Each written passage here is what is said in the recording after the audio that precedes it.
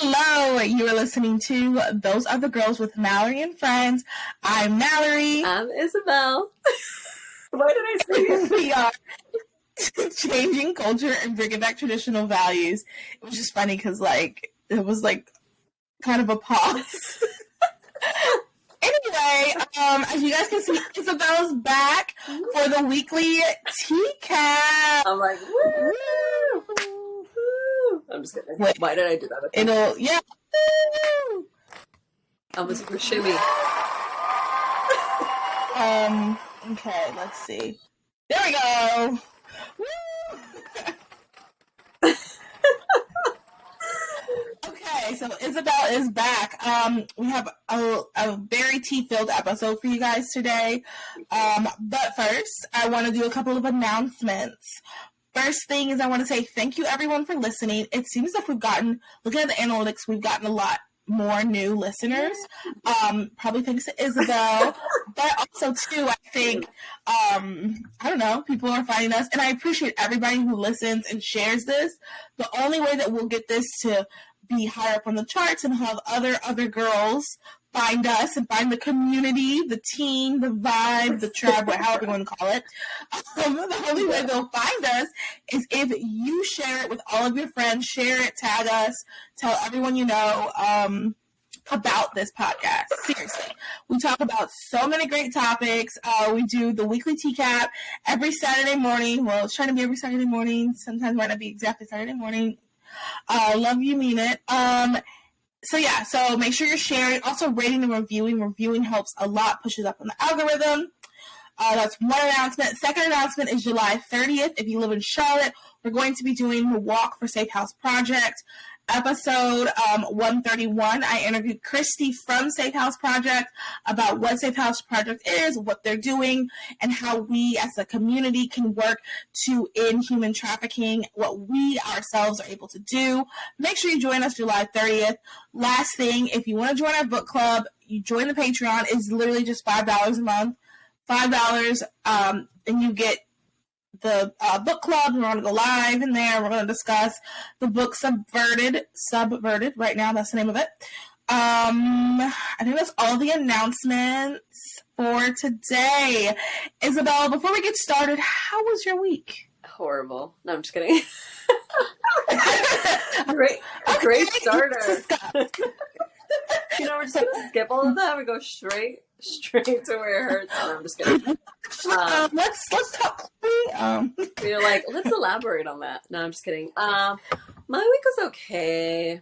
Nothing really crazy, no jail time. No jail time with the girlies. In your jammies. No jail time with the girls in your jammies. Yeah. For those that are paying attention, that's a throwback to last week's teacap. You don't get the joke. If you don't get it, listen to that episode. It is hilarious, mainly because it was our first time. Yeah, and the first 30-ish minutes is going to sound a little crazy, but once you get past that, the sound quality is great. The comedic genius is great. You're going to be giggling the whole way through. Literally. Just after that first. But don't worry about this episode. This episode is going to be clean. You're perfect. Clean, crisp. Yeah. We're practically pros now. Yeah, I mean, we're practically pros, exactly. Jayla who? No, I'm just kidding. Ready for my close-up. We're actually going to go on tour. Tour dates would be that would be amazing. Okay, listen. To get paid to talk. I'm laughing, but actually that feels like that would be kind of fun. And podcasters I was about to tell you, girl, I didn't even know that was a thing until not a year ago, when I worked on my old job. And my friend was like, I was like, what are you doing tonight? She's like, I'm going to go to a podcast, some show or something, live show. I was like, what? And then the tickets are expensive and everything. I'm like, okay, this is legit. These people are. Yeah. That's awesome. Everybody does it. Now, I'm very realistic, and I'm also humble. With audience today, the audience that we have as of today, July 14, 2022, that would be stupid, idiotic, unrealistic of me to do that. But I think that'd be really fun one day to do. One Look, day. Queen, it'll happen, okay? We're going to keep grinding. Yes, We're going to yes. keep doing our thing. Yes, exactly. Today's just not that day. And that's okay. That's okay. So, yeah, my week was kind of how was your week? the same I'm old. over here like, it was horrible. No, I'm like trying to think of anything that really happened. I went to so I go to 2 Bible studies. One is at a different church. Just getting that guidance as much as I can. No, I just really like the people in the Bible study, even though I don't go to their church. Is it like a single Bible study? Not even. It's just a women's, and it's like older women. And nothing against our generation, but I really love older women. Too. I don't know why. I just really, and they're just always so kind, and like, they just, sometimes you just need that hype up. Like, they're always like, yeah, you're amazing, you're great. And I'm like, thank you. I know, I'm like, can I low-key give you a hug and cry? Okay, no. Yeah, exactly. So, and they're great women. But the other one I went to, I love all the women in that one too. Everybody's so kind and authentic. That's the word they like to use, but they really are. I went to that Bible study, and it was really good. We talked about, like, what does faith do? One of the things was talking about standing up. And I will say, like, this week, I feel like there's been a couple of times where I had to, standing out. So, like, your faith causes you to stand out and kind of be different from the crowd. And I will say this week, I've had a couple of instances where I've actually had to apply that. Yeah. And that almost never happens for me. Like, you go to church and then something happens and then you actually have to apply, like, right away. Isn't that crazy? So, like, yeah, that was crazy. Yeah. So I had a couple instances this week for that. So I guess that was the only, like, thing in my week. I know. I feel like it was a chill week. Like, I'm really trying to think about what happened. Yeah. I mean, is my job driving and me the week's crazy? not over yet. So I'm sorry, what were you saying? Well, I'm saying the week's not over yet, so knock on wood. Like, I hope so. It's not too crazy. Because I'm a corporate queen, and things happen in the corporate world that I'm not going to discuss. Especially on Friday. Huh? On a Friday. I said especially on a Friday. Yeah, Fridays are my busiest days, but we work from home queens tomorrow, so, you know, that means no makeup, put my hair up in a bun, and let's get to work, honey, okay? Because we're independent women. Who do you need, man? Blessing. Love it. I love to see it.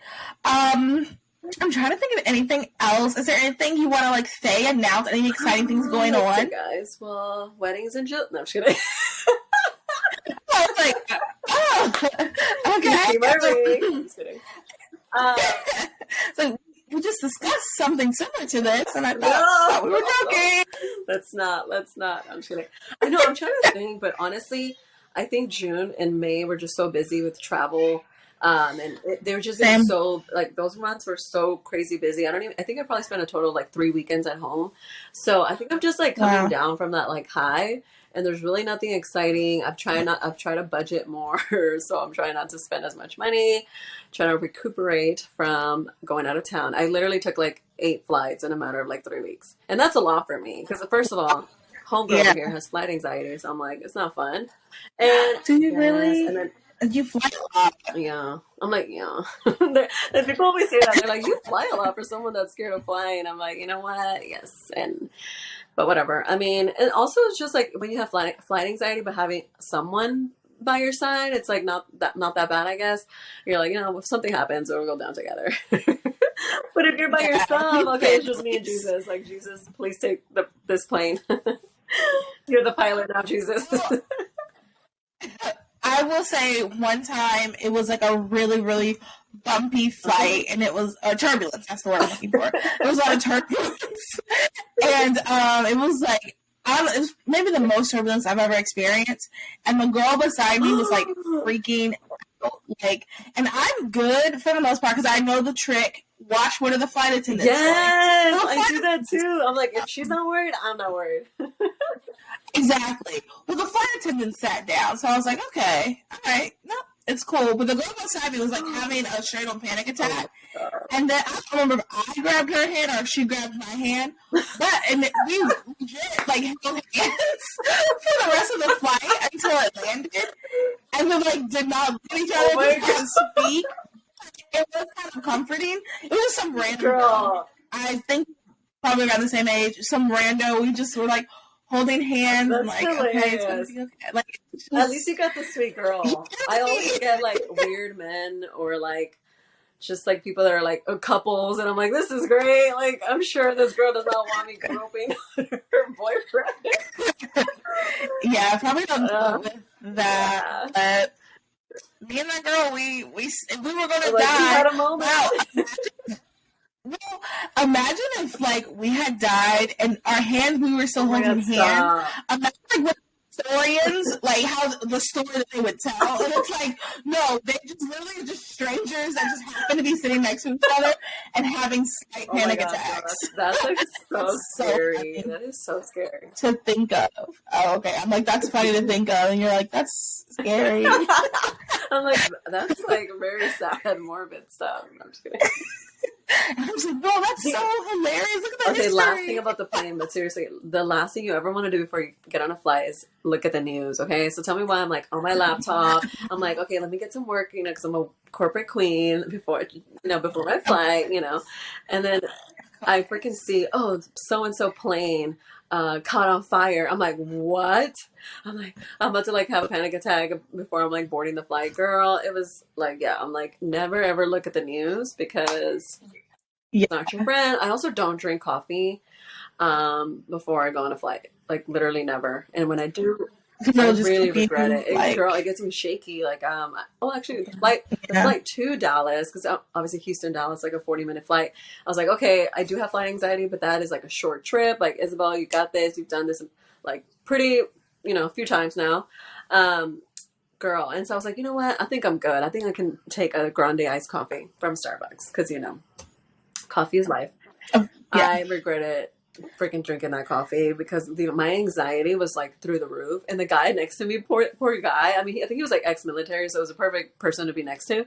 And he was like, focus on your breathing. I'm like, girl, you would have thought I was like getting told to jump off the plane. No, like we were about to fly down, and it was a perfect day too. Like super like clear skies, like there was not even turbulence. But that's how bad. Like when I drink coffee and I get on a flight, like never again.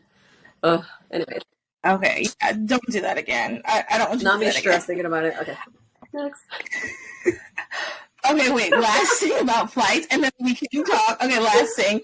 So I was home for, I don't remember what break, but when I was in undergrad, and I went to college in New Jersey, so obviously I would fly. I do not know what possessed me, but I think it was like the day before the flight, I watched like History's Channel like count down to the 10 worst flights or something like that. And I watched videos. I don't want to tell you to scare you, but I watch all these like random, and I was like, and then I get on the plane and I'm like, oh my God, and I'll never forget. Yeah.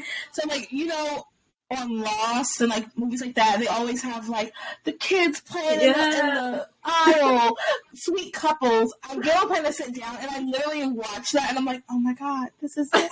This is the plane.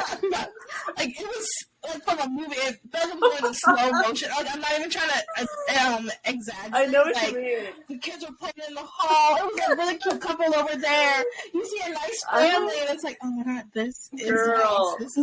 This is manifest. Like I'm not manifest. Yeah. I don't know how. My parents are like, you should be a flight attendant. I'm like, no, that was like the worst. That's like the last job I would ever do.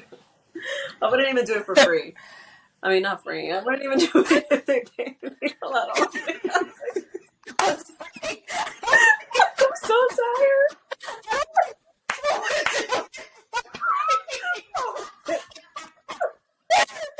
You're like, oh my God. Your face, you're like, I've been saying the like dumbest stuff all week. I don't know what it is. I'm like, I'm not pregnant, but I'm like, this is like people say. Okay. All right. That wasn't crossing my mind either. Okay. Okay. Oh my goodness. I've been saying the dumbest thing ever. Like announcing that I'm not pregnant. You guys heard it here first, folks. Isabel is not pregnant. You heard it here on Those Other Girls. Those Other Girls exclusive. Isabel is not pregnant. Oh my God. The stomach hurts.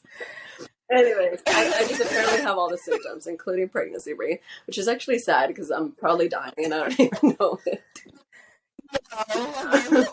Okay. Let's not go there.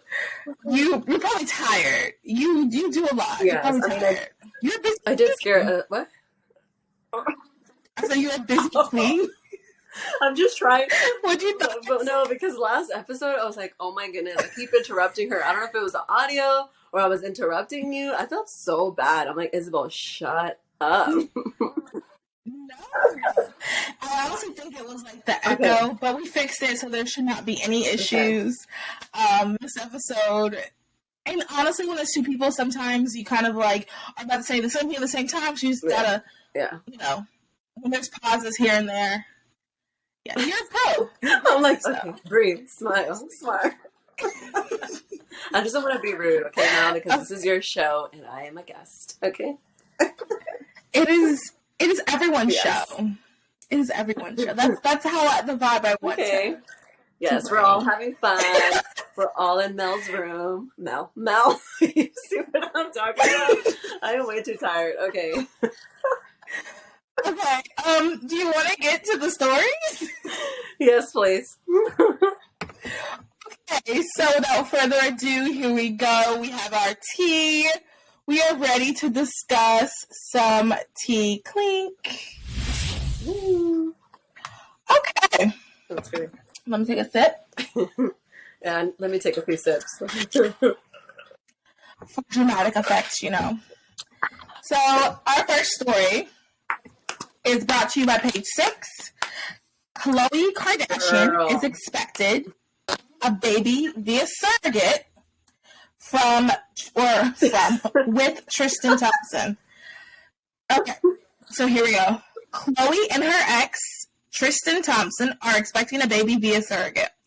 Quote, "We can confirm True will have a sibling who was conceived in November. Khloe is incredibly grateful to the extraordinary surrogate for such a beautiful blessing," end quote. A source tells us that despite having a second child together, Kardashian and Thompson are not back together and have not spoken since December outside of co-parenting matters. Interesting. Multiple sources add that the baby was conceived via surrogate before it was revealed that Tristan, 31, was having a baby with someone else. Quote, "Khloe and Tristan already had the baby in the works when the scandal hit. By then, Khloe was just like, I'm going to do it all by myself," end quote. Let me see. There was another part I wanted to read. Here we go. Kardashian sobbed as she relived the despicable situation on the recent season finale of the family's Hulu reality show, The Kardashians. Cameras were rolling when Kim Kardashian called her sister to alert her that Nichols was suing Thompson for child support. Quote, "What the F word? Oh my God. This cannot be happening," end quote. Khloe said as she broke down in tears, and Kim, 41, asked to stop filming. Kim said later in the episode, quote, "The whole thing is just so sad that Khloe wanted a baby boy, and now this girl is having an effing baby boy. A effing random that he slept with one night. F him. I was so team him," end quote. Thompson was previously caught cheating on Khloe in 2018 while she was pregnant with True, and again in 2019 with Kylie Jenner's BFF, Jordan Woods. Girl. I was like, this tea is that much. We're digging into this. No, I'm just kidding. Let's get into it. I love it. So my jaw dropped. I know. I feel like this is like Oprah Winfrey moment right now that I'm having. Yeah. The big glasses. Blue Light Shop. Link in my bio. What's that? Really? Are those blue light glasses though? Yes, they are. They're from my little computer. What was I going to say? I forgot what they're from. I think Forever 21. There we go. These are like $7. Oh, nice. Yes, queen. Nice. They're cute. They fit you perfectly. Okay, thoughts. What are your initial thoughts? Honestly, I'm just like at a loss for words, to be honest. But I want to say I'm surprised, but I'm not, because I saw an episode of the Kardashians, like I don't know what season, because honestly, I'm like don't keep up. Don't keep up with the Kardashians, as their show says, keeping up with the Kardashians. But Khloe had said that she did want kids and that she was freezing her eggs or something like that. And that she wanted to obviously grow her family. And I don't know if this was before or after the Tristan scandal, because again, I can't keep up with that man's scandalous past and obviously freaking current situation. So yeah, I don't know. Like, it's crazy. I honestly feel like that's so Kardashian of them. Like, from the whole beginning, like, you know, from the show saying she wants to freeze her eggs and she wants to grow a family with Tristan, or not with Tristan, but she wants to grow a family. And then she was really adamant about, you know, Khloe's daughter, True, right? What's her name? True having a sibling and from the same baby daddy, I guess. It's just crazy to me. Like, like I said, it's so Kardashian of them, because like they obviously, they're like, if we can make money off of this publicity thing, even though it's horrible, like a tragic event. Right, and then they started their new season on Hulu, so this gives them like more just things to, like, I guess, I don't know, just talk about or whatever. And it's crazy how in that episode when Kim Kardashian like found out and stuff, like, again, it was recorded, you know, they could have easily been like, we're not going to record this, but they just decided to, you know, put this on for everyone to see. And even like when E! News shared it, I remember seeing it on Instagram, when E! News shared it, I was like, what? Like, E! News is obviously like pretty trustworthy or whatever, compared to like other whatever. And I don't know, I was just like, damn. But it didn't really, if you kind of read the caption at the end, it said surrogate or whatever. So I was like, oh, okay, that makes sense. They made it seem that it was like they got pregnant, like, you know, like they chose to have a kid. Clickbait. You know, I mean, that's how they do those things. Right. Exactly. They try to spin it off to like, oh, they got back together and now they're having a kid. Yeah. I mean, you made a good point about how Kim was like, cut the cameras. That's what the article makes it seem like. Right. But it was like, she could have said cut the cameras like 20 minutes ago. Like, they didn't have to. But it's so much more dramatic. Cut the cameras after you got like meat in the potatoes. Because the reality, I saw that when she was at the gym, right? Did you see that episode? Yeah, I think so. Yeah, I didn't see the clip. This article is the only thing I've seen about it. I need to see the clip. Kim was like on the like working out or whatever, and it was very like Kim Kardashian moment. And then like 8 cameras were surrounding her. I'm like, oh my goodness, that was just like really sucked. Like I said, I can't imagine, you know. I can't. Just all those horrible things they were saying about her. Like, obviously, I have my opinions and stuff, and from the beginning that stuff was messy. But it's like, you know, everyone's so quick to like just say nasty stuff on the internet, and like poor Khloe. In a way, I do feel bad, just like not for her choices, just because of like she's a human at the end of the day, you know. But anyways, that's just another like side conversation. But anyways, the whole thing is just kind of messed up, because it's very like I said, it's very Kardashian of them. They're using this, using the situation that they could have dang well hid it under the rug. I mean, they're rich, they can do whatever, right? They can pay off whoever to not share the story. But the fact, like I said, the fact that E! News and like these big like news places like share the news or whatever, then it's like, okay, like obviously there had to be some kind of agreement for them to like share it on social media and share it on all the news outlets, you know? Yeah. Also too, I feel bad that it seems like she just wanted another kid, but I get it. Like I want kids too, but I feel bad that like she doesn't, I guess she just doesn't think that she could have one with someone that would love and respect her. Because I don't know anything about Tristan. You know? One thing I know about Tristan is he does not respect Khloe. I mean, I don't know anything else about this man, but he does not respect her. It seems like they're very, and her, I don't know, her reasons, I guess her reasons that she wants True to have a sibling that's full blood, right? But at the same time, it's like, girl, at what cost? Like, why do you keep going? Like, even if it was surrogate, like, okay, you're not carrying the child, but it's like the baby has his DNA, right? So it's just crazy to me that like celebrities can do this again because they have money, right? Like she's like, and I think it's just very stubborn in a way. because you're like, no, like in Spanish we say like a fuerza, like you have to, like she almost like, okay, no, I have to have another child, and it has to be Tristan who's the dad, regardless of how he treats me and who he is as a person. And I'm like, I just don't get that logic. Like, to me, I'd be like, okay, it didn't work out. But again, if you think about it in like, wisdom and godly perspective, it's like, you don't have faith that someone out there is better for you, that deserves, that will treat you with dignity, respect, RESPECT, honey, bold letters. And, so I think it's a lot deeper than like what is seen, for sure. And I just think that like it's also not trusting God, that even if you are getting to the age where like your biological clock is like ticking or whatever, it's like God can do the impossible. So the fact that you feel that, I'm preaching tonight, all right? No, I'm just kidding. But the fact that you feel like you have to like do things your own, it's almost like, no, I'm gonna do things my way, and this is my plan.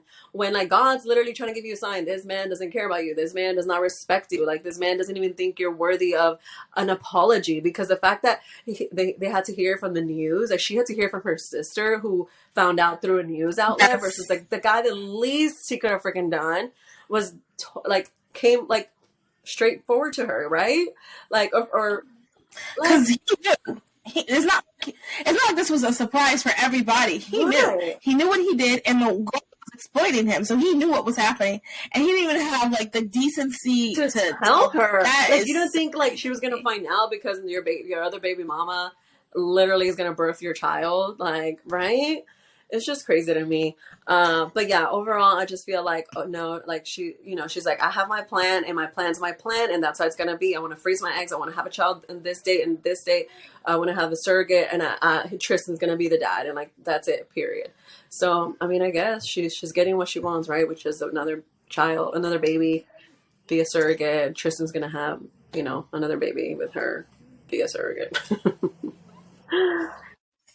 I think it's just kind of sad, and like it really gives me ick just thinking about like where we are going with this like designer baby type thing, which leads to our next story. But before I get to that, I want to say like every time I've read, so growing up especially, I used to love reading dystopian novels.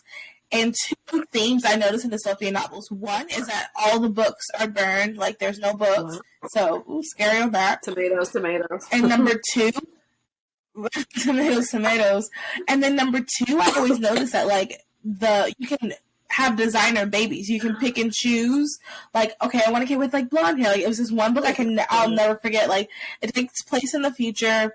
And it's a dystopian novel, so everything's perfect for some people, terrible for others. And you can like pick and choose, like, okay, I want a kid with blonde hair, I want a kid with blue eyes. You do this and that, and then I don't know. It just seems so far from like God's design. Yes. And I understand like the want to be a parent, the want to have a biological child. I understand that, but sometimes that might not be God's plan for you. And I think when we stray so far from like what God's original design is, that's where things get really muddled. So our next story is from Pink News, which is a super left women, feminist, LGBT type blog. So this is what the article says. Gay couple who wanted a son sues IVF clinic after surrogate gives birth to daughter. A gay couple are suing a California fertility clinic after they requested a male embryo but ended up with having a baby girl. According to CBS News, Albert and Anthony Sanigier were determined to be fathers to two sons.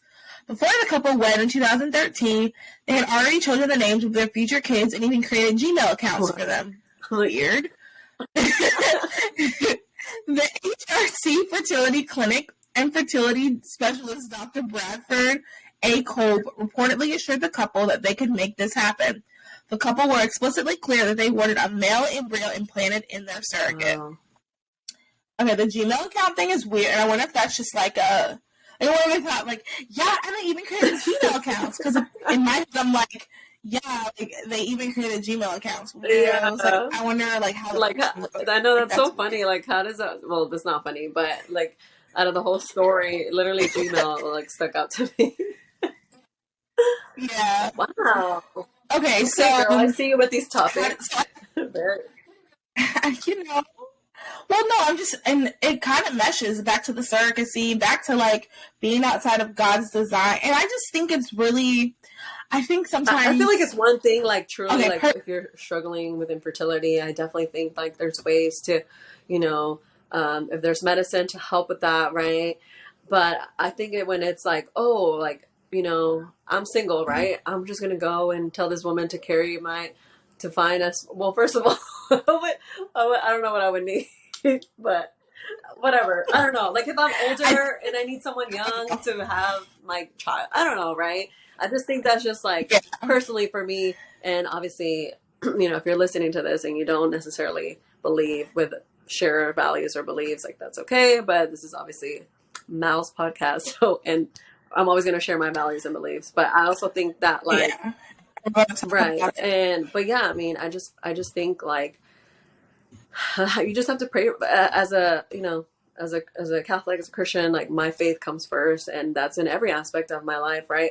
I'm single, I'm 28 years old, like I am not 21, I'm not married. I always thought like my life is going to look different than what it does now, and I'm really thankful that Mm-hmm. I've grown with my relationship with God, because I just feel like things that maybe I would have thought like, oh, it's not that bad, like now I'm like, okay, no, like I'm not gonna freeze my eggs. I'm not gonna do all these things that are not God's design. And whenever we were Yeah, at and I'm sure you can relate. Obviously, we're around the same age, but when we were at the conference in Dallas, Ali Bisaki was talking about like not everyone's called to motherhood.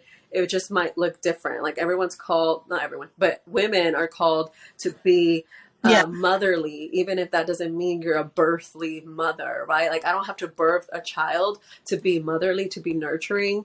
And I think that's, like you said, mm-hmm. it's beautiful. It's hard, like, right? It's hard because like all my life, like my deepest desire, like my longing is to be married and have children. Like, and I will say that till, whatever. I'll scream So it that till happens. top of my lungs. But will that happen? I don't know. So right now, I feel like God is calling me to marriage and having kids. But even if that doesn't happen, even if I don't become a mother, even if I don't get married, and even if I get married, maybe I won't have children, right? It's like accepting God's will. It doesn't mean that you are just in love with the idea of never having kids, or you're so happy and just joyful, but it's like offering it up to God and being like, okay, God, like give me the peace, like give me the joy, give me, let me endure the suffering, right? Because in a way it is suffering that you have to come to those terms that maybe you're not meant to have children. But yeah, I just feel like it's accepting God's will for your life, no matter what that looks like. And you just never know. Like me and my sister were talking about it. She's also a very fan of your podcast, by the way. She's like, you should say this. I'm like, okay, Crystal, Ooh. chill. If we brought her, I'll be a 3-hour episode. No, but I would say she wants to okay, go no, on. her We can daughter would do be all one. over this, and yeah, should be bad. But anyways, she was saying like, it's just kind of saying like, okay, God, no, I know what I want, and I know, and I'm gonna get it no matter what cost. And I get your plan is Mm-hmm. good, but yeah, mine's a little bit better. And we all know how that goes when you try to Yeah. say your plan's better than God's, honey. Can we get an amen? Mm-hmm. Amen, Abby. Sister is up here preaching. We're pushing up our Hallelujah. Bibles. I mean, pass around the plate. You can head over to www.thosearethegirls.com and donate. If you enjoyed this Yeah, so sermon, let's open up our 10%. Bibles to Jeremiah 20. I'm just kidding.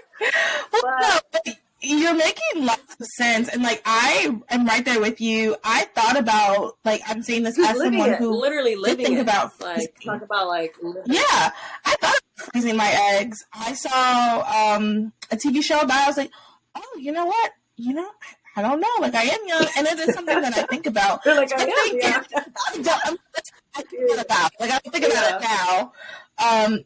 Because I mean, like you said, like what really changed my mind on that, honestly, was growing in my faith, and also being in the pro-life movement and learning a little bit more about that and about how like kids are not supposed. So the problem with this, Right. and many other stories similar to this, is kids aren't for us. Like, you're not supposed to have kids because you want to have kids. You just gotta have kids. Like, that's not how it's supposed to be. You're supposed to have kids because that is the ministry. That's what happens when you have sex. Oh, I said the ministry, like if you have a family and God gives you a bearing child womb, like he's trusting you with them to that's your ministry. Like we're not here, like we're not here for ourselves, right? Like if you are a wife, like you are to serve your family and your husband. That's what the Bible says. If you're single, be single. Right. If you're single, be single. They're like how beautiful it is. Well, not like exactly those words, but it's saying essentially like you're single, you have all this time to dedicate to the Lord, and God's speaking to me because I'm like, okay, I need to spend time with the Lord. But if you're single, you have all this time, and singleness, it's not something that should be frowned upon. And that's another episode, honey. Stay tuned. No, I'm just kidding. But singleness is beautiful, and so is marriage, right? There's no one better than the other. It's just the fact that your ministry is different if you're single, and your ministry is different if you're married, right? Your family, your husband, your children come first, and like Cecilia Papas is another one of my favorite Catholic influencers that I follow, but she's great. She talks about like you women, we deserve to be treated with so much respect and dignity, and have like our husbands should be providing that one ticket to heaven or something like that. Like essentially we're supposed to lead our family to heaven. Like that's our goal, right? Because this is not our home. Like heaven is our home, right? And so it doesn't even matter like if we have children or not, because at the end of the day they don't belong to us. Our husbands don't belong to us. We don't exactly. Like everything that God gives, he can take, and everything that God gives us is to sanctify us and to glorify him. His glory. For his glory, not ours. Yeah. Yeah. No, I mean, girl, you are preaching. Wow. I really didn't even think about getting deep today. I mean, no, that's what this podcast is about. You're fitting right on in. No, but you're making tons of sense. It's all of it. I think it goes to so the sending out thing I was talking about earlier. This kind of leads to a conversation I was having with someone on Instagram about I'll just say it. I doubt she listens. She only ever comments to disagree with me, so I doubt. I was about to say, I'm just throwing the tea out here. Yeah, just throwing tea. And if you are listening, I have nothing against you. I am confused why you only comment when you disagree. But anyway, takes a sip of this. Just wondering, but no, seriously, we were discussing, for example, like divorce, like. When is it acceptable for divorce? The Bible gives parameters. One parameter that is not in the Bible is, you marry, she said, well, if you marry a guy that's lazy and you're annoyed, and you're like, who would marry a lazy man? That sounds like the 18-year-old me. I'll be like, well, according to her, if you marry a man that's lazy, that's acceptable for divorce. And I said, well, what I said was like, well, no, because, that's my thing is like, no one is like truly lazy. They're in a season of laziness. They're in a season of laziness because of X, Y, and Z. If you get them out of their circumstances, they will not be lazy. I've been in a few seasons. Girl, I can't talk. I've been in a few seasons of laziness, perhaps. No. But my point was though, like, you can't just abandon your husband because of that. And she said, like, the God I love would want you to be happy. And I said, well, the God of the Bible doesn't necessarily want us to be happy. He wants us to be holy. That doesn't mean he wants us suffering and crying and everything. But the goal is to be holy, not necessarily like always want to be happy. The Bible talks. It's a fleeting emotions, right? Like. It's a fleeting emotion. The Bible talks a lot about suffering, how suffering creates patience in us. It creates endurance.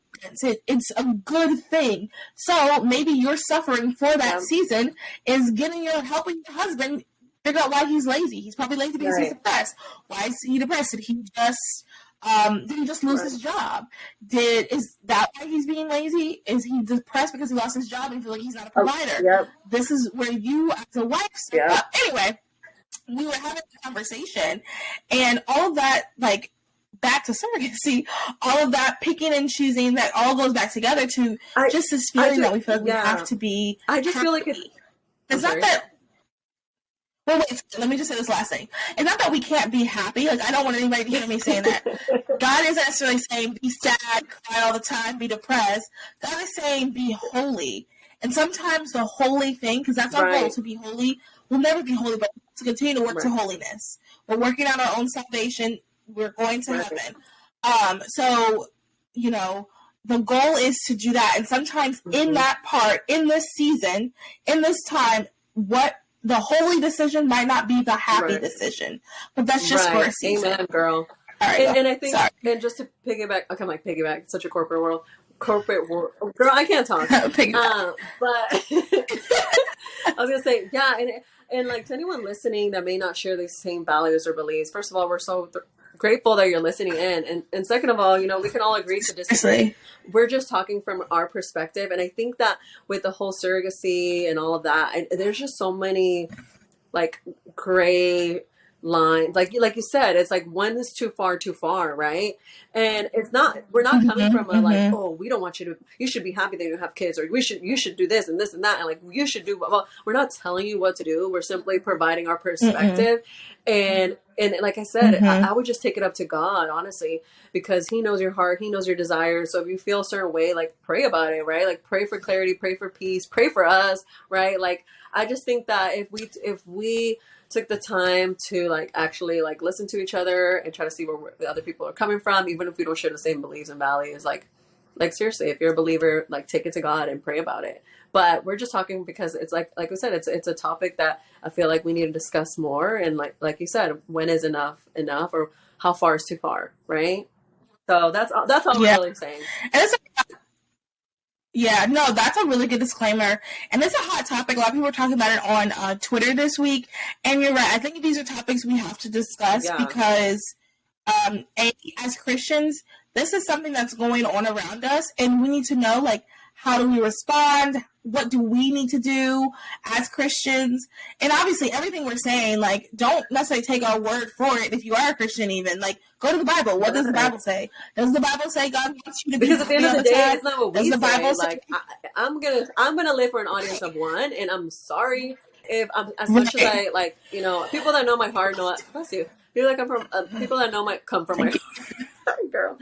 You know, people that know my heart know that I never mean like the way, if I ever say something, I don't mean it in like a evil, you know, way. It's just but at the same time, like I've learned very early on, you gotta have boundaries, and if this is what you said, then this is what you said, you know. And sometimes people are not gonna like that, and sometimes people are not gonna. It's gonna sting a little bit, and you know, to all, like I said, to that, I'm just like, okay, well, go to God and let Him reveal to you, like, you know, maybe something in your heart, right? I think we're so quick to like judge other people and be like, oh, so-and-so said this, or so-and-so made me feel this way, or whatever. But we don't really examine ourselves and like, you know, try to be more understanding or patient or whatever it is, or simply saying, okay, I disagree, but I'm going to move on and live my life. Right.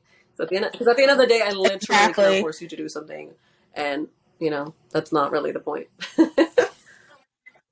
And I always say this when it gets to the point, I'm like, don't shoot the messenger. I'm just repeating what God said. If you have a problem with it, please, He is listening. Talk to Him. You don't talk to me. Talk to Him. He got the hotline blank. I'm just kidding. You can talk to Him. Directly to Him. Well, that's that on that. Preaching, taking this time. No, that was good. You're an American woman and you're preaching. Speaking of which, our mid-roll ad is American Woman Beauty. You can head over to www.americanwomanbeauty.net and use the code MAL15 to get 15% off your purchase. These are beauty products for the free-thinking woman. Join the beauty revolution. I'm wearing the eyeshadow for First Amendment eyeshadow. I could not think of the word. I'm wearing the First Amendment eyeshadow. And I really like the brand. You guys should definitely check it out and use my code MAL15. Okay, so our next story is one I kind of posted on the Insta page. I'm going to play a clip, and you guys listen. And Isabel, you tell me your opinion. Un momento, por favor. You referred to people with... Okay, here we go. Thank you, Mr. Chairman. Thanks to all of the witnesses for being here. Before, I want to visit with you, Ms. Minsky, but before I do, I just want to clear one thing up. Professor Bridges, you said several times, you've used a phrase, I want to make sure I understand what you mean by it. You referred to people with a capacity for pregnancy. Would that be women? Many women, cis women, have the capacity for pregnancy. Many cis women do not have the capacity for pregnancy. There are also trans men who are capable of pregnancy, as well as non-binary people who are capable of pregnancy. So this isn't really a women's rights issue. It's we can recognize that this impacts women while also recognizing that it impacts other groups. Those things are not mutually exclusive, Senator Hawley. Oh, so your view is that the core of this right then is about what? So I want to recognize that your line of questioning is transphobic, and it opens up trans people to violence by not recognizing that. Wow, you're saying that I'm opening up people to violence by asking whether or not women are the folks who can have pregnancies? So I want to note that 1 out of 5 transgender persons have attempted suicide. So I think it's important. Because of my line of questioning? Because we can't talk about it? Because denying that trans people exist and pretending not to know that they exist. I'm denying that trans people exist by asking you if you're talking about women having pregnancies. Do you believe that men can get pregnant? No, I don't think so. You're denying that trans people exist? And that leads to violence. Is this how you run your classroom? Are students allowed to question you, or are they also treated like this, where you're opening up people to violence? We have a good time in my class. You should join. You might learn a lot. Well, I would learn a lot. I've learned a lot in this exchange. Absolutely. Extraordinary. Oh my gosh. Okay.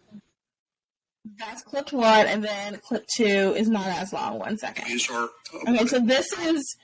I think this is the clip before what happened. I probably should have done this first, but anyway, this is another clip. They know 1 second. Lead lives that are filled with dignity and humanity. And you're thinking that happens when more black babies are aborted? I believe, I trust, I love black people with the capacity for pregnancy. I think they have agency, they have intelligence, they know what is best for themselves, and I would love to create the conditions under which they can live lives that are filled with dignity and humanity. Do you think a baby that is delivered alive has value? It's crazy. Yes. Do you think that a baby that is not yet born has value? I believe that a person with a capacity for pregnancy has value. They have intelligence. They have agency. They have. I'm talking about the baby. And I'm talking about the person with the capacity for pregnancy. You're not answering the question I'm asking. I'm answering a more interesting question. Do you think that a baby that is not yet born, let's say the day before this mother delivers, do you think that baby has value?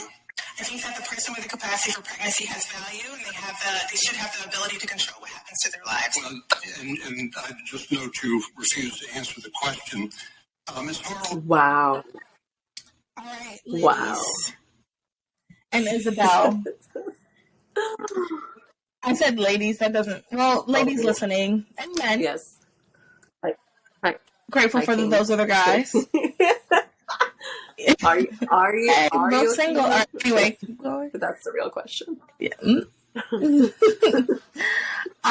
Isabel single? Okay. What were you saying? What were your thoughts? Oh my goodness. It's just very typical. And I'll put it in nice words. Let me try to think about what I'm going to say here. It's very typical of very left-leaning individual to argue, just literally prime example of how they argue. Most, okay? I'm not saying everybody, but most, right? They use their emotions. They raise their voice. They don't let you speak. They divert from the real question, right? Like the guy was like saying, do you believe that a baby that is born has value? And she was like, yes. Do you believe that an unborn baby that has yet to be born has value? I believe the what? No. You didn't answer the question, honey.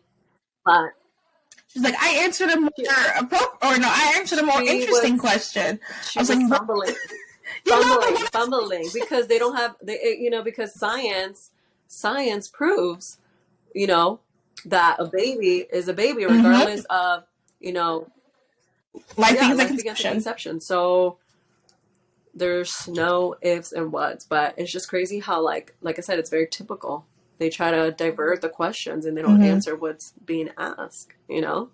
And they come up with all these different scenarios. And they're like, literally answer the question. Do you believe that, you know, XYZ? It's just insane. And the whole... And I think in her first one, what annoys me and, like, infuriates me is you're causing violence. This is your question is going to murder people. Like that. So, like, people do that. Manipulative and narcissistic and gaslighting. Yes. Like, that's literally those definitions. That's gaslighting. And that's kind of scary too when you think about it. Like, you can't say anything, you can't ask questions because she has deemed what you said is violence, and that is how we've gotten to this place. We can't have conversations because there's been people who have shut down people from having conversations, so then we don't know how to talk to each other. We don't know how to express X, Y, and Z hurt me because of this. How do we fix this? All we do is causing violence, and that is just so... You just label that person without even hearing them out, and it's so childish, really. It's so petty, and it's very childish, and like that's what I said. For one, like I said, I always welcome like open thought conversations and dialogue, even if you don't have the same beliefs as I do. I mean, even on that's one thing I do love about my Instagram. I mean, I have, you know, yes, I have conservative people following me, but I also have people that are left leaning and people in between, and I honestly.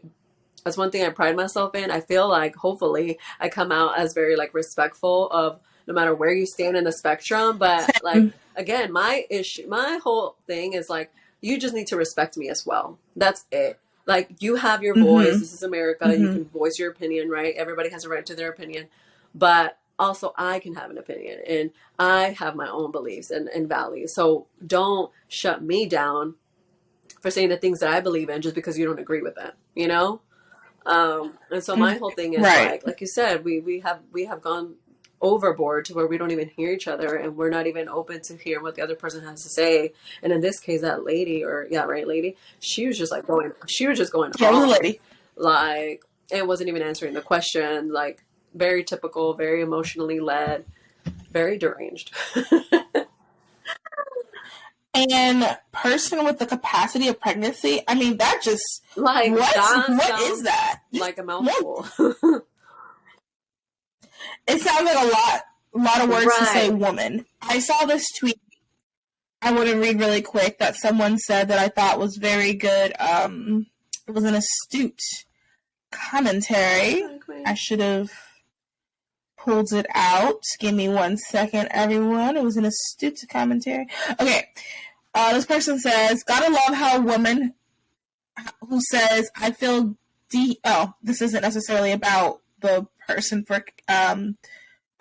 people with capacity of pregnancy. This is about menstruator, but here it is. It says, gotta love how a woman who says, I feel dehumanized when called a menstruator is met with, language is about communication, stop whining. But a trans woman who says, I'm uncomfortable being called male must be accommodated at any cost because suddenly language is all about feelings. Girl. And it's like, oh, girl, that you nailed it. Like, it feels like, for example, you know, the menstruator, people to capacity, it feels like they want us to, like, must agree with that. We must go along with that. Right. But I don't like that is dehuman. That makes you feel like that whole, like, what's that show? Yeah. Handmaid's Tale, that whole idea of, like, women are incubators, blah, blah. That's what menstruator sounds like. That's what people with capacity. Oh, yeah. People with capacity of pregnancy. Like they're like a box, like a bird like or something. I don't know, like a box creature or something. Yeah, that's what it sounds like. I feel dehumanized. I feel like that. I don't like that term. I don't like that. Like, seriously? Like, and the whole thing, honestly, too, is just like, really? Like, out of all the issues we're dealing with right now, you want to that's what you want to focus on? Like, seriously? I just think a lot of this stuff is also distracting us from like that America's like crumbling literally underneath our nose. But that's a different story, a different episode. Because girl, in this economy, let me tell you, I can't even afford to be. There was this TikTok. She's like, oh my gosh, she was cussing. It was not appropriate, but it was so funny. She's like, I have to show you the video, so maybe I'll share it on the next. Okay, look at me, I'm already inviting myself. But the girl was like, Biden, what is you doing? She's like, I can't even. She's like, we're in a recession. She's like, I feel recessed. She's like, I feel very much recessed. She's like, I can't even afford to talk to you guys right now. She's like, yeah, she was talking about her. She got dog food, and her dog food went up. It was so funny. She was like, I don't have any support. She named her dog. I forgot the dog's name. She's like, he don't got no daddy. It's just me. It's so funny, girl. She's like, I know. No, she was saying, sorry, like, Biden. He's like, what the f are you doing? He's like, man, we're in a recession. She's like, I feel very much recessed. He's like, I don't care. He's like, y'all keep saying that the president don't control the gas prices. The president control the gas prices. You're like, oh, she's like, she said, I'd be dang well if I can't control something. She's like, well, she's like, if I was president, she was like, no. I mean, that's a good point. Like, why are you... Hello? Okay, so technical difficulty. Isabel disappeared for a second.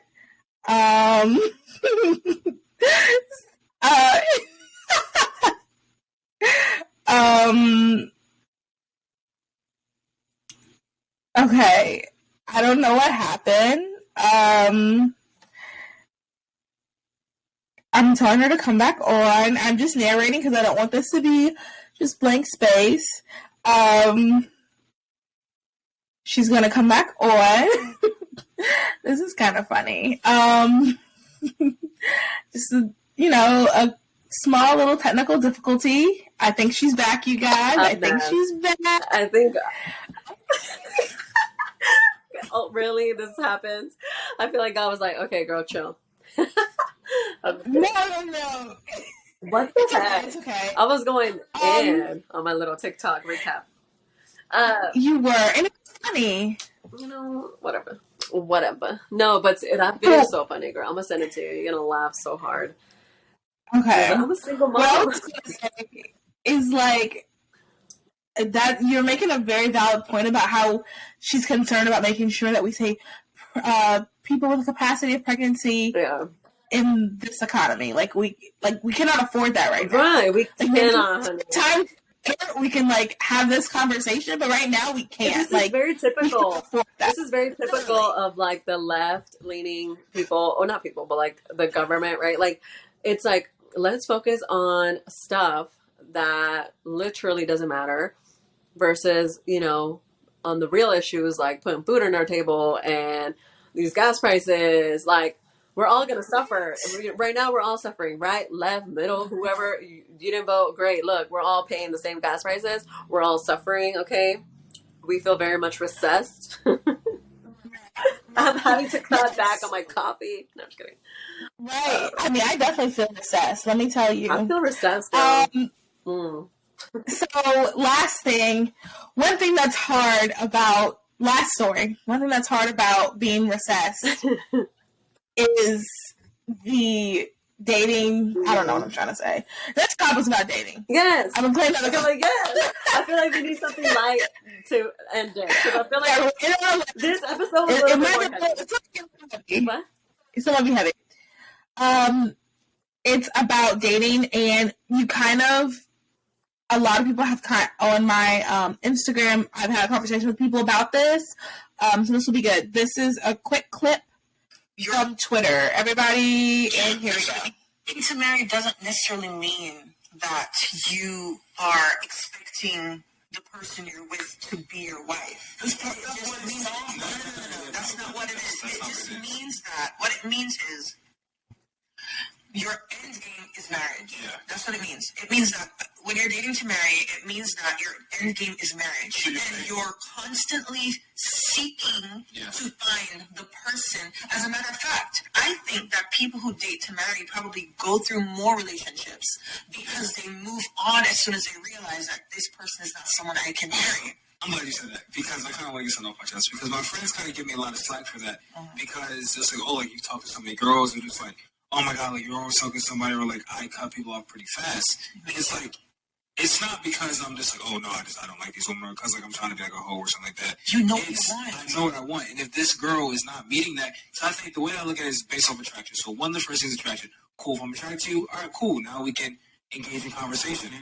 Once we're engaging in conversation, in my opinion, if we're talking every single day, I'm going to know if I want to pursue this or not. And I know if you are what I want in a wife. I know if I want to continue and maybe make you my girlfriend, then go from there. You know these things. Yeah. And the way that I date, I know after a certain period of time if I want to continue this relationship. If I don't, I'm going to cut ties. No bad blood, but it's just like, I don't see a future with you, so I'm just going to keep it pushing. It's not me. Oh, see what's going on. I know. Yeah, he probably thought out this before. Right. He probably had his thoughts. His response. He had thoughts. Yeah, his thoughts. Do you want to go first? Or you want me to go first? You can go first this time, Queen. I'm like, Queen. Thanks, Queen. Okay, so I think I really like this idea of dating to marry because, as you guys know, I grew up in the church, and I feel like, and you know, people, you can agree or disagree with this, and I know I'm not the only person though, because if I had this thought, other people have. Yes, ma'am. Dating to marry is good. The words dating to marry are good. I think there's two types of dating to marry that I'm realizing, and I was dating to marry in a type where it was like, okay, I'm dating this person, we're getting married. So even this thing that is not the best, that I kind of really don't like, that could be a little bit of a red flag, I am pushing that aside because this is my husband. And you go through marriage and sometimes you gotta push things aside, or sometimes you have to work through things, and this is the person I'm marrying. I'm dating this person, going on the first date. If we're going to do this, we're going to get married. And I think that's how I've got into relationships. That's every relationship I've ever been in. I thought that this person was absolutely it. No doubt from the moment we first went out and did something. And looking at it now, I think that that's not necessarily healthy. That's not dating to marry. I like what they were saying. When you date to marry, that just means that you're dating, like your dating history, the end goal is marriage. Not necessarily this date with Bob is going to end in marriage. I'm just naming some. I've never dated a Bob. So I really, I liked a lot what they said in the post that I posted. You can go to my personal Instagram and see it. Follow me. It was just, follow me, life is my pal. And it was just essentially talking about how, like, when we go into relationships, we go on this date with this one person, and we're like, no matter what, this is who I'm marrying. I'm going to ignore red flags because I'm a Christian and I can't date a bunch of people. When you go into that, you can kind of end up with someone who, and I know a couple, I'm not going to put them on blast. Right. I mean, we're not friends anymore for various reasons. Okay. But I know a couple who, that is like, looking back at their relationship, that's 100% what happened. They both just really wanted to be married, and it's not healthy. Their relationship is not healthy, you know. And it's just and they're Christian, and I think it's a problem that Christians have. Non-Christians have the exact, or people who are in, not even non-Christians, people who are in like hookup culture and just want to kind of like do whatever with whoever. People who are in that, they have the exact opposite. They're just like, anybody that comes by, let's just do this. Yeah, I think right. And I'm so glad you said that, because I feel like there's really some, I wouldn't want to say in the middle, but at the same time, I think there's like a healthy balance, right? Like not this like obviously, like, you grew up in the church, like, okay, this is, if a guy presents himself to you, he's going to be your husband, right? You automatically think, oh, he's your husband because he believes in God. Like, there's like this phrase or caption, I don't know who said it, but I'm big on like captions or phrases or whatever that people say, quotes, there we go. And phrases, captions, what the heck am I saying?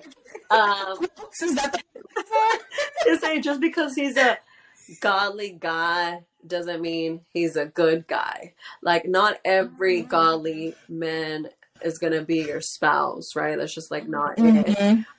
So it, like you said, it's okay to date, obviously with the end goal is to marry, right? But it might not be with that individual, right?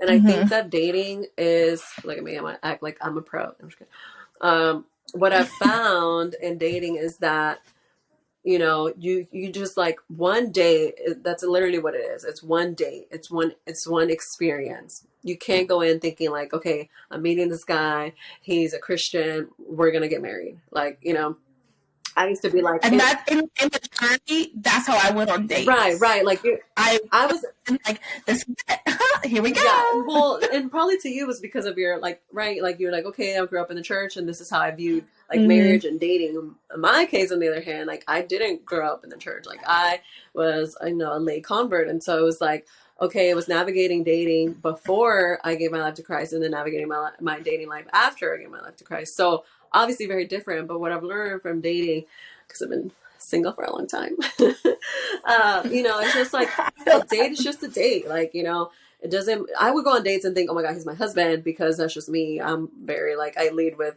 you know, with my heart, and I wear my heart on my sleeve, which is not really a good thing. Kind of, you have to control that. No. But yeah. Proverbs says we have to guard our heart. And that's something that I'm, especially in dating. Right. And I think, sorry to cut you off, you're fine. just 2 seconds, just interject this. We do have to guard our heart. And I think when we're going into relationships and we're going in saying, this is definitely my husband, I think that is an example of not guarding your heart. That's an example of, like you said, putting your heart on your sleeve. Right. And that's not, I don't want to make it seem like that's like the absolute worst thing that could ever happen, but it's definitely, you just have to be cautious. You have to be cautious, and you have to think about it in a very rational, like, way of thinking, right? Like, because girls were just more emotional. That's just it. That's another reason why God wants us to court instead of like hookup culture, right? Hookup culture is like, all right, let's have sex, and then I'll figure out if I like you. Like, you literally just gave essentially something so precious and so, you know, what's the word? I can't think of the word right now, but something so valuable to you, you know, when you have, you know, when you have sex, you become one, right? Because that's what marriage and the covenant, right? In God's way, that's what it is. And so when you're doing that, you're unwillingly creating soul ties with someone, and you're being, now you're emotional. Now you have this clouded judgment. And so I think that, like, that's why it's like the hookup culture is like very different. And, it's just, anyways, I don't even know what I'm trying to get there, but, well, you know, that, just really quick, I want to interject this other thing too. Sorry, I feel like I'm no, you're fine. I'm like, I don't even know where I was going. Well, and I think I also want to add, like, for women, especially, like, giving yourself to someone, since we're talking about hookup culture, giving yourself to someone and feeling that, like, want to be with that person, or, like, just not wanting to, I'll say this. I know that, like, for example, like in college, I really wasn't, like, sleeping around, and, like, you know, I went through a phase where I was heartbroken, so I was like, I'm going to do it. I'm going to be that girl. And I couldn't do it. And I realized, like, and I was kind of feeling bad because it felt like all my friends were doing it and X, Y, and Z. But what I realized is, like, it's okay. As a woman, if I were to hold someone's hand, it would give me little butterflies, and, like, it makes me emotional. I get attached. Oh, yes. That's what I was trying to go with. That's what I was trying to go with. Yeah, if I were like really, sometimes 2 seconds. If I were to get a forehead kiss, that makes me emotional. Like, that's very intimate to me. Yeah. So that's okay not to want to do that with everybody. That's okay not to go into this thing and, like, saying you don't get attached. No, you're a woman. You get attached, and that's okay. Right. There's nothing wrong with that. I think the more we start admitting it, the more we can be aware of it and learn how to control that. Like you said, right? If a kiss on the forehead makes you feel some type of way. Okay. That's such a like intimate thing. Like anyway, Like, I've been a kiss on the forehead for a long time, y'all. like if you know yourself, that's why it's so, and that's what, and I'm sorry, my thoughts are all over the place. But basically, when you're dating, you get to learn not only about that person, but a lot about yourself. Like what are your boundaries? Like what are your goals? Like maybe on that date, your goal is just to get to know their favorite, I don't know, color or where they come from. Like it's not like the first date has to be marriage. That is first of all, that's very creepy. Second of all, it is. And second of all, it's like, you just create a lot of expectations, and then it's only gonna it's really just a recipe for disaster, because here you go having all these expectations when it's literally just one date. And so I just think that like dating, you just learn a lot about yourself, and it's okay to like, like if you make mistakes or whatever along the way, it's okay. Give yourself grace, and pick yourself back up and keep going. And I also think that like if you need breaks, right, when you're dating, like it's okay to take a break from dating. Again, that's really why it's important to have a relationship with God. I also think it's important to have really good friends that have the same values as you. I honestly wish when I was younger in like my college years that I had someone like that was, trying to wait for marriage and that was involved in the church, because I felt like that's what I needed in my life, and so I just think that like, that's why I try to be that person for, to young women. Like you don't have to cheapen, your body and have, any guy just hookup culture just because the world tells you, like you're worthy of someone respecting you. And so, and now obviously in my late 20s, I just look at dating and love and marriage so differently. And, now it's all about like, I'm so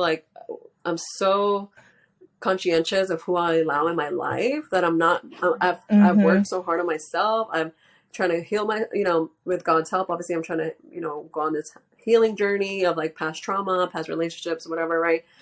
Past soul ties, to really be ready for my spouse.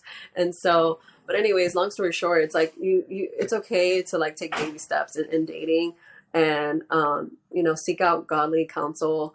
And, that way you can kind of check yourself, right? Like, it's important to see that, because even if you are like, say you're on a date and blah, blah, blah, things get serious, you're in a relationship, like now you can, now like if you guys get introduced to each other's friends and stuff like that, now you have these people that can, assess this individual and be like, okay, is this like, what do I see in this guy? Because even you might not be, intimate with this person, but you probably hold hands and obviously you like him. So there is that kind of emotional, connection that you guys have. So I think it's important to obviously once it gets to like the boyfriend, girlfriend stage, to seek out, that godly counsel and just have good people around to support you. Because I think that makes for like a healthy relationship, especially like in your late 20s and 30s. Because these people are, like, you and I, right? More than likely, our husbands are going to have lived a whole life before us. And so, so will we, right? Like, I've already lived a whole life before meeting my husband. So, you definitely need help, support. But anyway. Yeah. Well, no, everything you said, like snaps, wisdom, Isabel, the queen, wisdom giver, big sis, like energy. No, seriously. And like the other thing I want to say, and I'm sure I've said it on the podcast before because I love this quote: when you're wearing rose-colored glasses, all of the red flags just look like flags. So it's so important to have your friends and have people that hold you accountable. It's so funny we're talking about this because this week actually,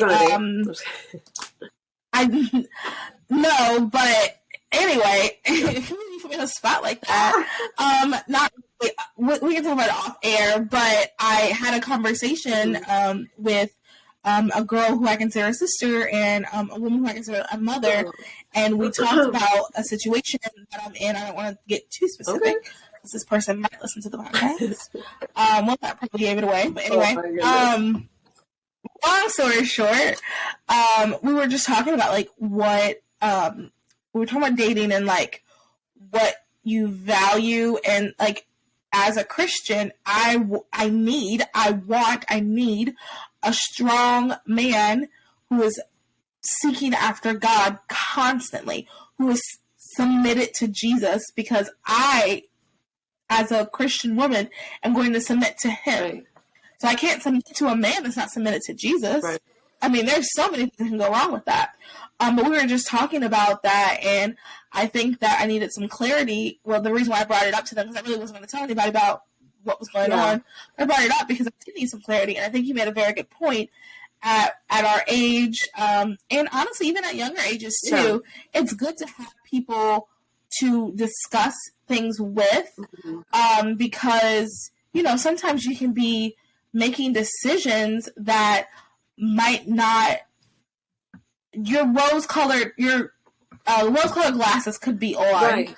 You're clouded. You're just not seeing the red flags. Yeah. So I think you bringing that up about having friends that discuss things with, having older women mentors, things like that to discuss things with, I think it is important. Like you said, especially at our age. I also just want to add with when going into dating, I think it is really important. I don't believe that, because a lot of people are like, yeah, you have to be healed. I don't believe that. I think you can heal with someone, but you both need to be healing. So I don't think there's ever... You're never going to be ready to date. Oh, so I don't believe in that. Uh-huh. I can't stand to say that. Like, you're never going to be ready to date. But I will say, like, you still want to you should always be working to be better. Oh, my goodness. And not just socially, physically, or, like, emotionally, but also spiritually. Right.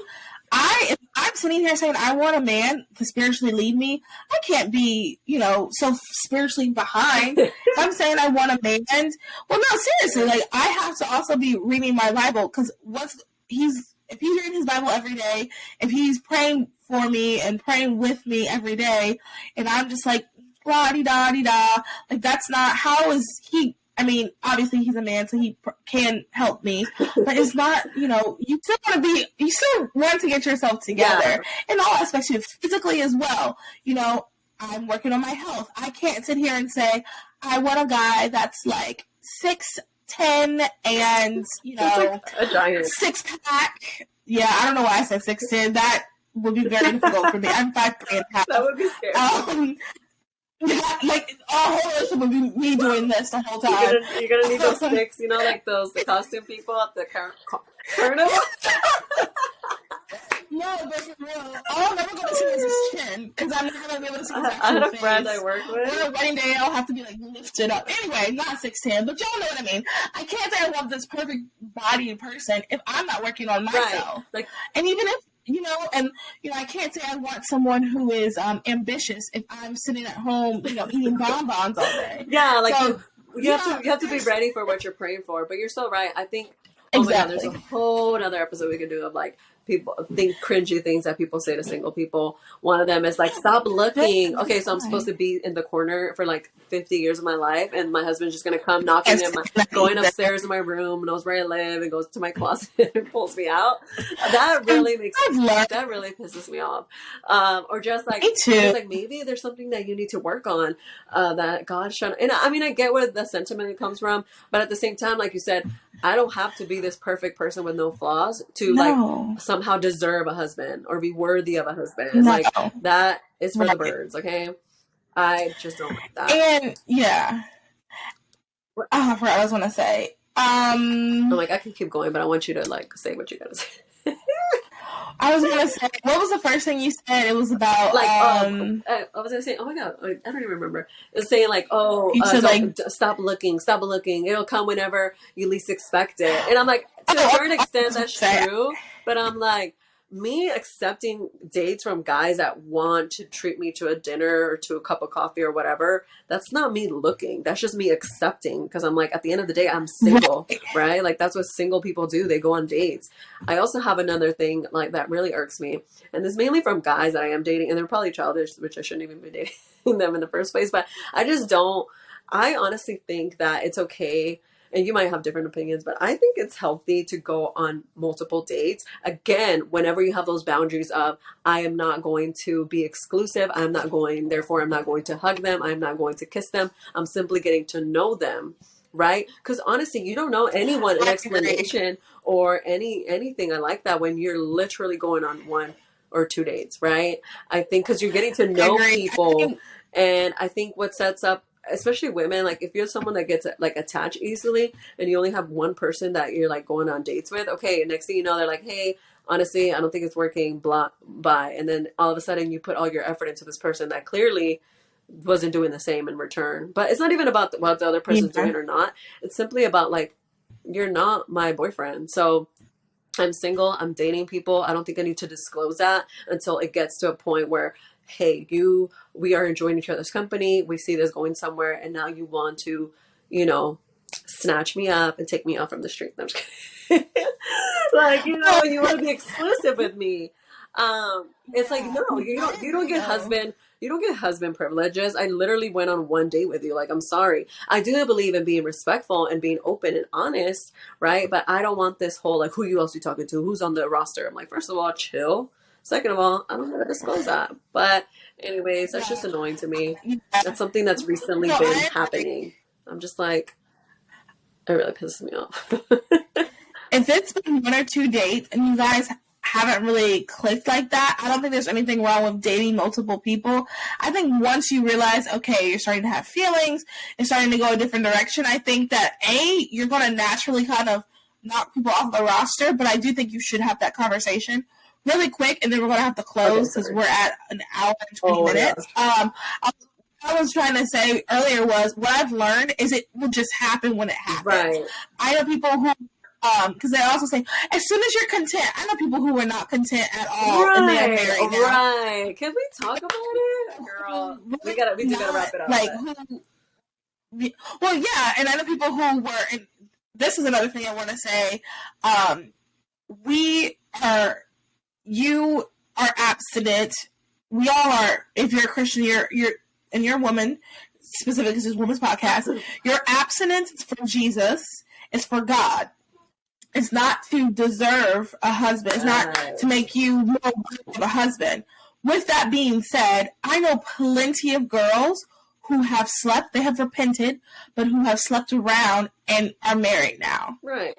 And I know girls who have not and are not married. So that isn't that's not a factor of it. It really is whenever it happens. Yes, you're so right. Right. Purity doesn't do with it either. If we're being like, and I hate to be that person because I want people to wait. No, I know what you're saying. It's like saying you should withhold doing that because it honors God, not because that's going to bring you a husband.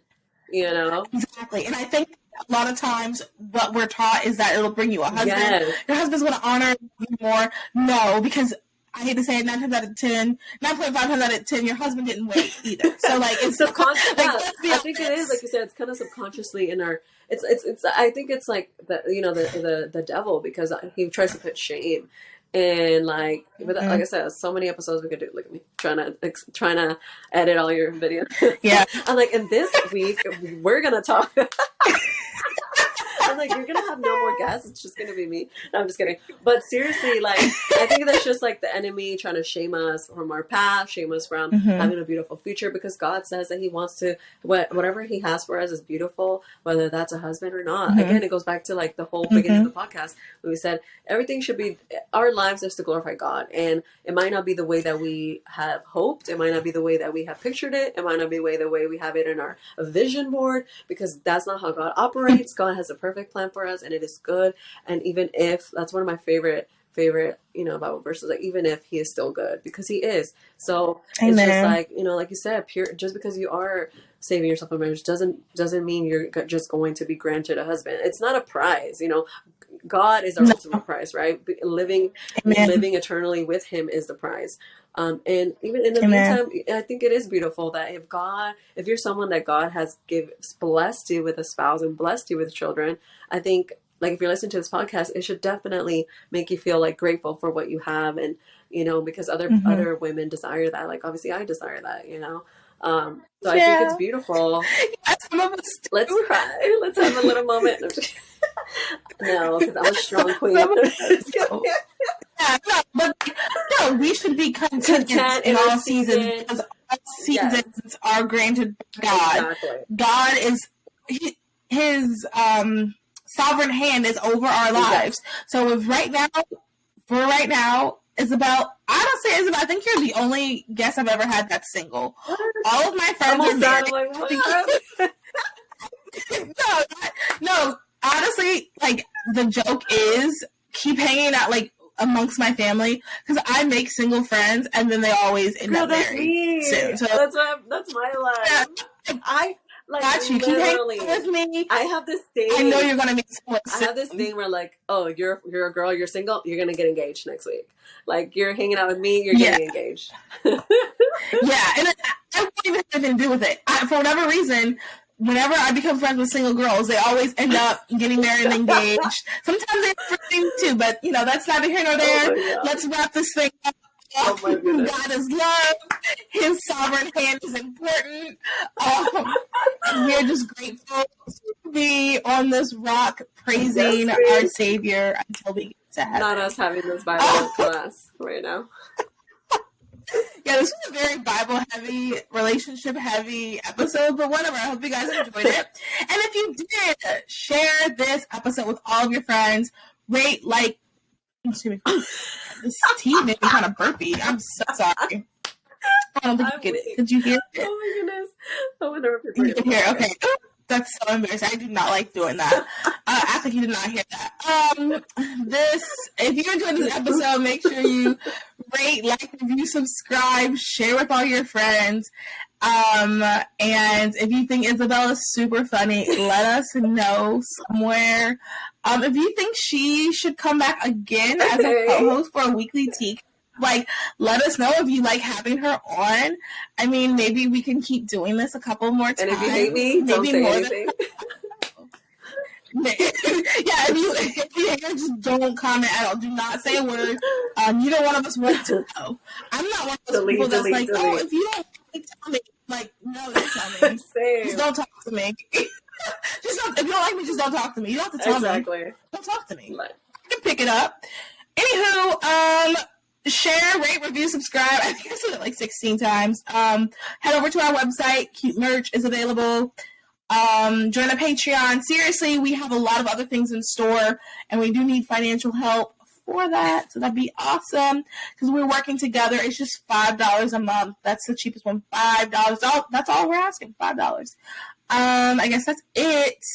Everybody have a great day, night, evening, whenever you're listening to this. Bye.